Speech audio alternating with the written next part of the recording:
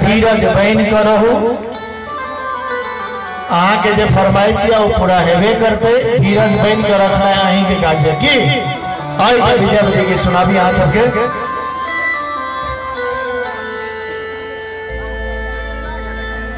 के माई हम नहीं आजू रहब एही आंगन। बताओ अहाँ झंझुआ लोकगीत की सुनबे अहाँ तो में ताली बजा रहा छे। यहाँ के मिथिला के संस्कृति छे। एक बार अपना ले जोरदार ताली बजा दियो सब कोई। हे माई हम नहीं आजू रहब एही आंगन जो पूरा होयत जहाँ। हे माई हम नहीं आजू रहब एही आंगन जो पूरा होयत जहाँ।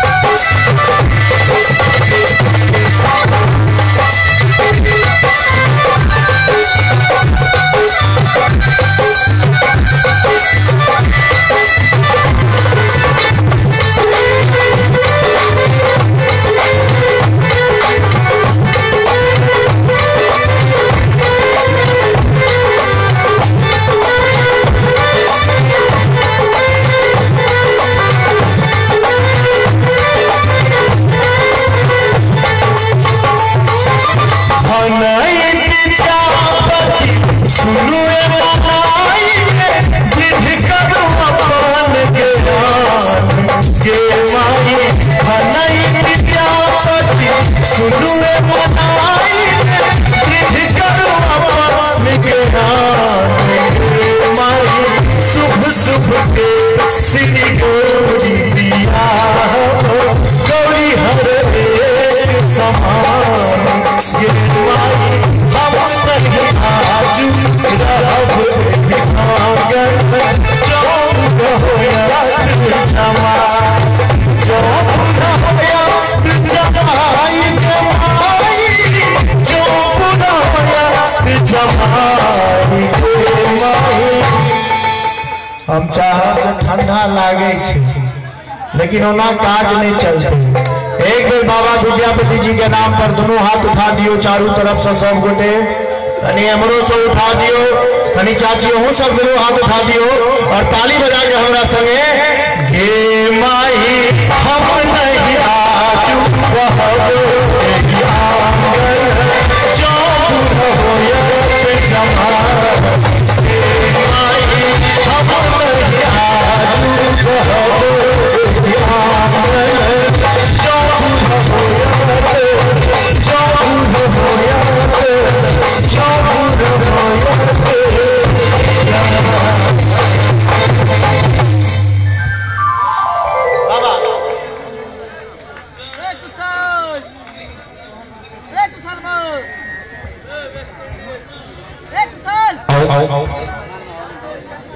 सांस्कृतिक मेला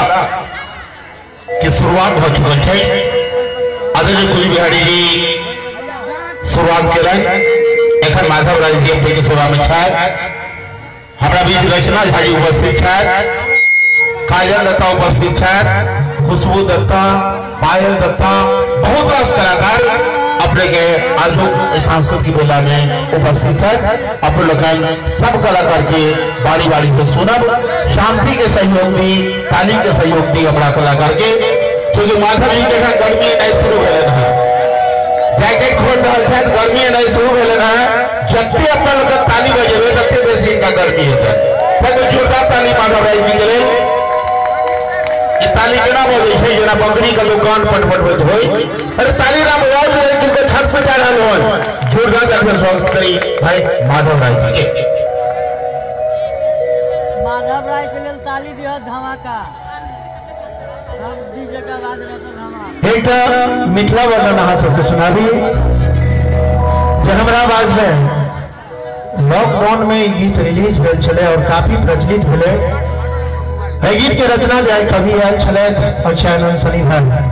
वो केने छे सुनावे ले जा रहल छी पावन मिथिला धाम सुननी है बे कते कते सुनने छी एक बेर ताली बजा दो भाई सुन पगली के सुनने छी तो इहो तो सुनने छिए और सुन पगली के सब हेते रचना जी से आयल छथि तो संगे संगे गावे में ठीक रहे छे एकर बाद एक दूटा लोकगीत अहाँ सबके सुनाब जय धरती पर सिया बहिन आपहु छछसीरा जय धरती पर सिया बहिन आपहु छछसीरा नगर के वासी छी हम पावन मिथिला नगर के वासी छी हम पावन मिथिला धरती पर सिया बहिन आपहु छछसीरा जय धरती पर सिया बहिन आपहु छछसीरा नगर के वासी छी हम पावन मिथिला नगर के वासी छी हम पावन मिथिला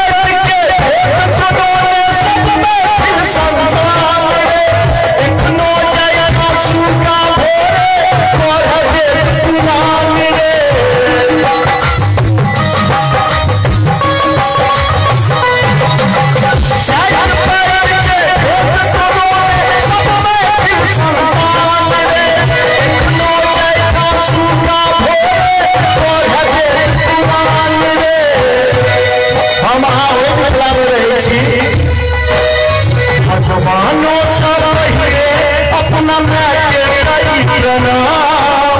भगवानों से पहले अपना मैं करी प्रणाम वह नगर के वासी हम पावन मिलाना वह नगर के वासी हम पावन मिलाना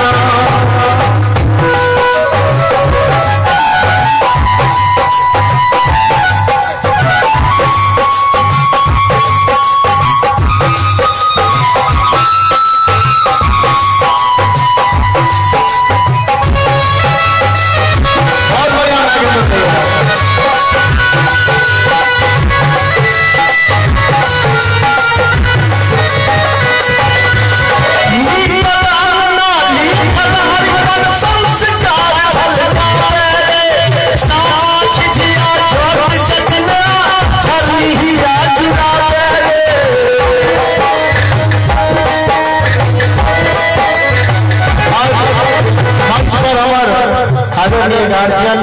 बाबा बैसल छथि आदरणीय रमेश रंजन जी ई सब समझा बहुत नीक लागल है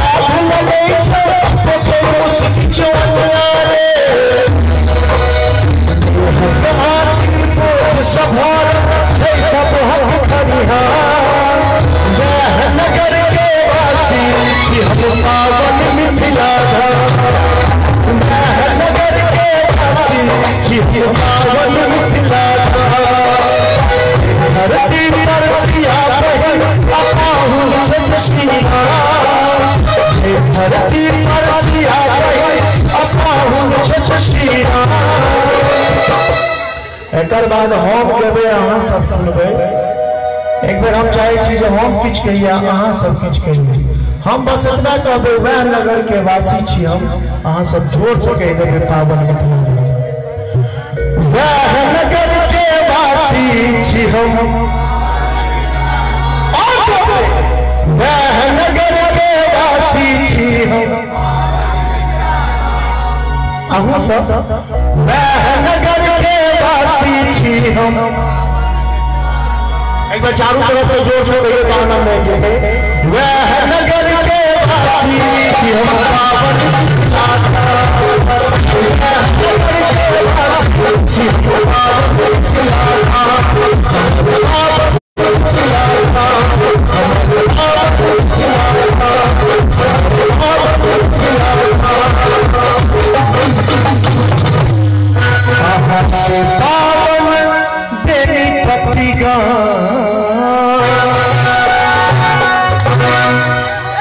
लोकगीत कह दी सब बड़ी बात भाई ई गीत सब अहाँ सब सुनै छियै ना तो हमरो करेजा बुलंद भ जाइए एक दूटा लोकगीत सुना दै छी बहुत रास कलाकार छै फिर दोसर एंट्री में आब कहाँ के जे आओ कि दिन कहाँ वाला गीत सब तो वो सब फिर जखन रचना जी हथिन तो डुएट सुनात कि नैन लिलवे में क्या प्यार के बात बनवे में क्या विचार के टकरावे मेहंदी हाथ में रचे लो वहाँ वो तकबे में के लख तो श्रृंगार के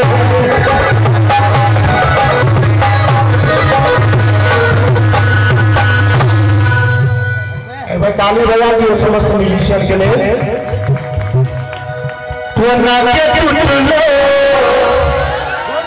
धीरे धीरे गर्मी है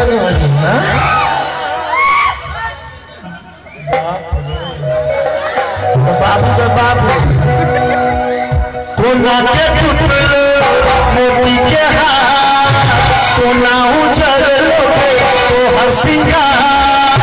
ई सब कोना भेलो एही नागे ताली बजे आवाज चाहिए। हमरे ठकई छा हमर सजनी के हमरे ठकई छा हमर सजनी के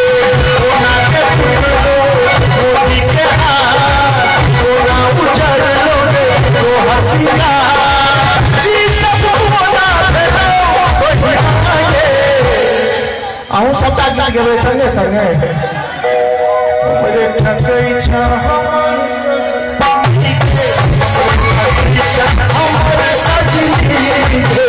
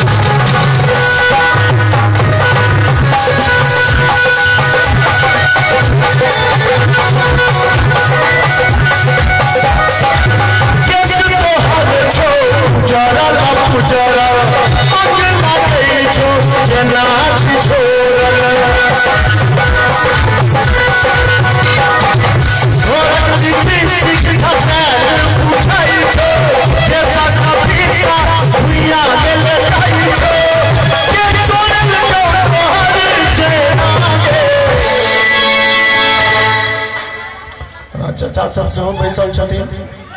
तो हिनको सबके गीत बीच बीच में हेबाक चाहिए ना। खाली यही कहते जब गौवा से नहीं हेते एमे चचा हाथ ताली बजाते हे के बुधनी में एगो बीरी लागे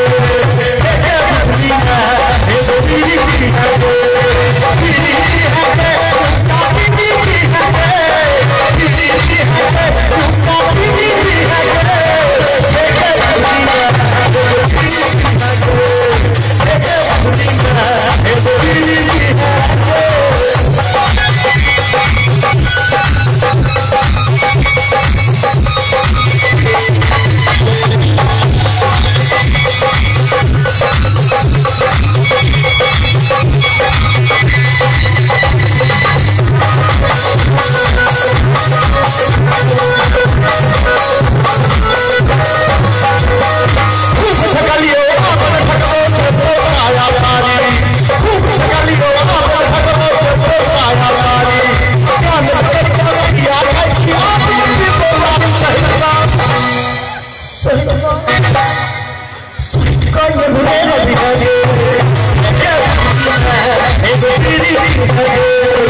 हे के बुधनी में एगो बीरी लागे। इतना मुर्गा फैल गए लेकिन फिर हम अपन नवयुवक भाई सबके लिए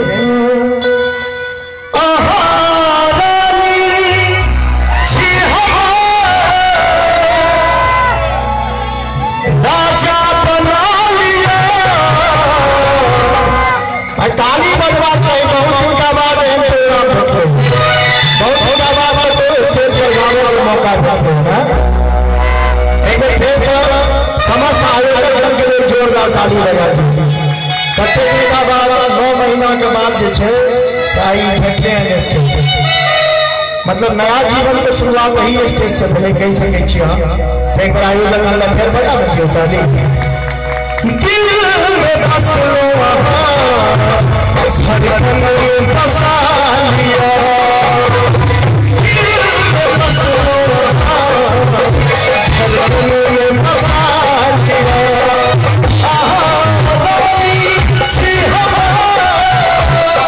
राजा बना लिया दिल में बसलो वहां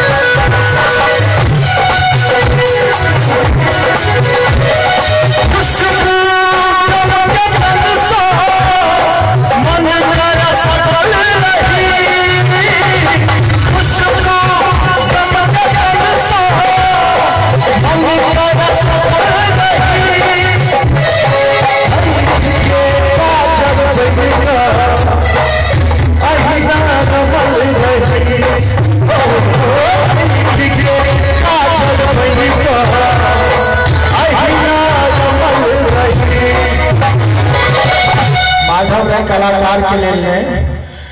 अहाँ भाई छी हम कन ताली बजा दिया दिल में बसलो वहाँ धड़कन में बसा लिया दिल में बसलो वहाँ धड़कन में बसा लिया दिल में बसलो वहाँ धड़कन में बसा लिया दिल में बसलो वहाँ धड़कन में बसा लिया। बहुत रास कलाकार छे।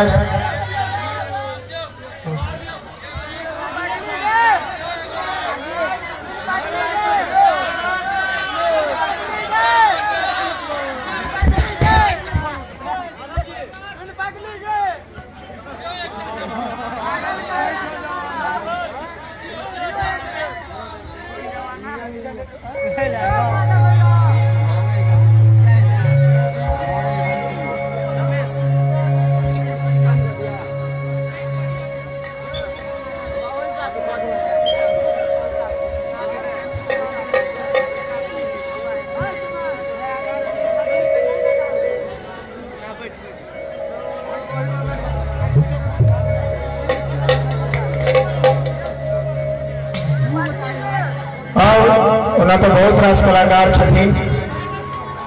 एक गीत के फरमाइशिया तो हम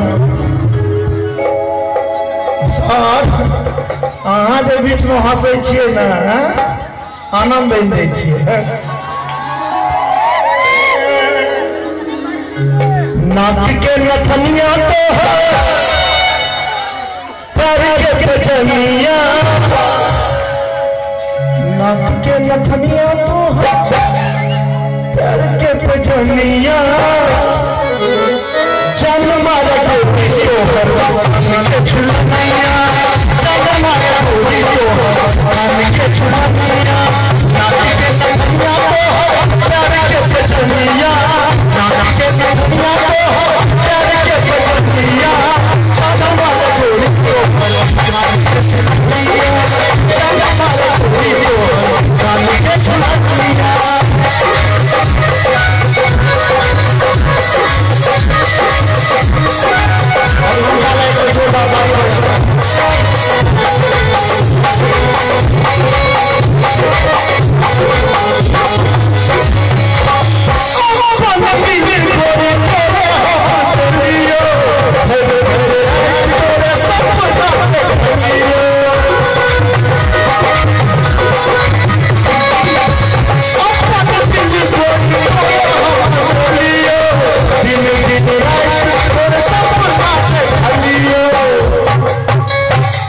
कहिया बजे तई पाछा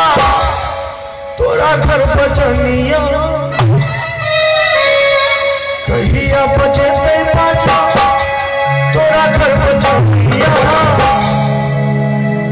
चल मर गोरी तोहर चुनिया चल मर गोरी तोहर कान के चुनिया नाक के नथनिया तोहर प्यार के सजनिया नाक के नथनिया तोहर प्यार के सजनिया चल मर गोरी तोहर कान के चुनिया चल मर गोरी तोहर कान के चुनिया।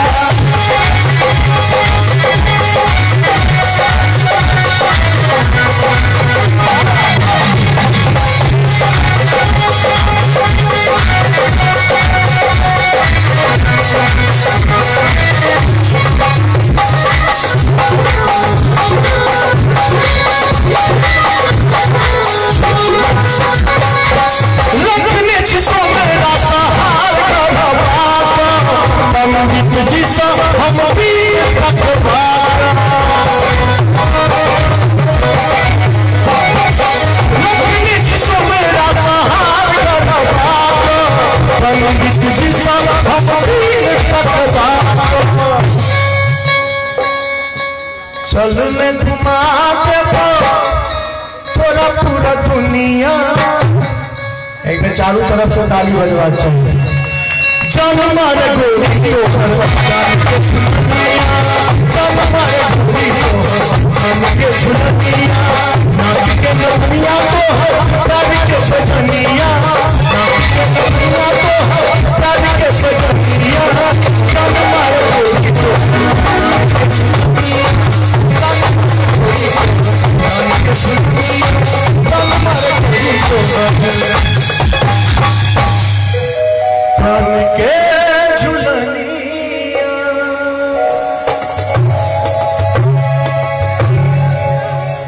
बाबा कते दिन का बाद मंच भेटल नहीं गीत नहीं गेबे जे एखन परिस्थिति चल रहा है ओहिमे मात्र दू लाइन हिनका सबके कहि दै छै लोक सलोक के एखन जे परिस्थिति छै बढ़ गेल दूरी बाबा शौख में कोनो छै मजबूरी भेल छै ना लोक सलोक के बढ़ गेल दूरी शौख में कोनो छै मजबूरी अपनो भेले दैवा होई की भेले माँ चेतवासी जे कहै छै जे समय छै ई समय कते जल्दी समाप्त हेतै एकटा निवेदन सब आदमी से करब एकटा कलाकार होय के नाते सब आदमी मास्क जरूर पहिरी ये हमर निवेदन अहाँ सबसे बस यह निवेदन ऐसे ज्यादा किछु नहीं माँ चेतवासी सब गोटे के स्वस्थ राखे मस्त रहू एक बार प्रेम से कहियो मिथिला